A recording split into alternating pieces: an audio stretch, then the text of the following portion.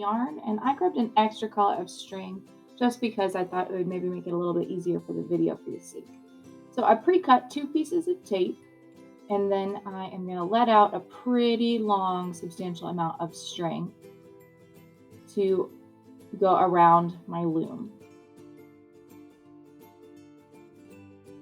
I'm going to use one of my pre-cut pieces of tape, and I'm going to tape the end of my string down right across from one of those top notches on the back. And then when you wrap your string around, we need to go inside the notches that are directly across from each other, and then wrap around the back and through the notches and around the back, through the notches, around the back, all the way around until you run out of notches on the sides. You should have 5 strings straight across if you did 5 notches. Remember, it has to be an odd number. And then trim your string and use the other piece of tape to secure it into place. Make sure you really get it secure so that it doesn't pull out. Just push on it with your fingernail. So it's some sort of diagonal in the back, and there's 5 strings should be straight across on the front. Then for your yarn that we're going to weave with,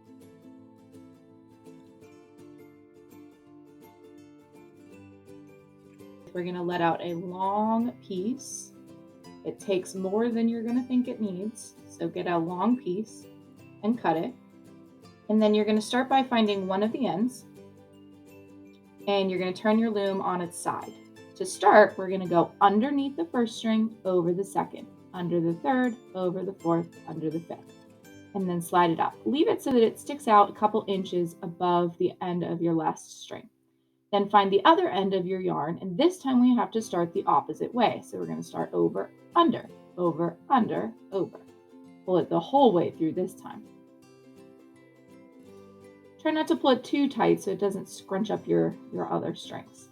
Now again, every time we start the opposite way of the way we ended. So this time I'm going under and pulling all the way through. Every time it needs to loop around the string on the end. So I just continue the same process, under, over, under, over. The way that you start each row is important because that's going to determine whether or not it stays in place. So just make sure you're always alternating, under, over, and just weave until your whole area is filled up. You can keep pushing the strings up towards the end to keep it nice and tight. You don't have to use different color string or a thread for the strings that go around the loom. I just did so that you could see the difference on the video with the color.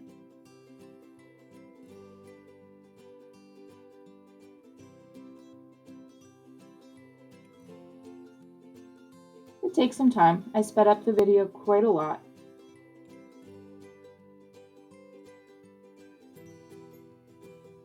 Now I'm starting to run a little bit low on yarn. So just keep weaving until you've got most of it worked in, and then when you get to the point where you're close to the end of your string, you can stop and just leave it. Get yourself another pretty long piece of yarn. This is also how you change colors if you wanted to change a color. Just leave the end there, and then since this one ends with it going underneath, the next one needs to start by going over top. So it's under, over, and then you're going to leave the end sticking out just like you did at the beginning, just a little bit. Smush everything up together, grab the opposite end of your long piece of yarn. Since it goes over to start with, this one needs to start by going under. And you just keep pulling it through. So I got a little knot, so you just try to be careful, go a little slower.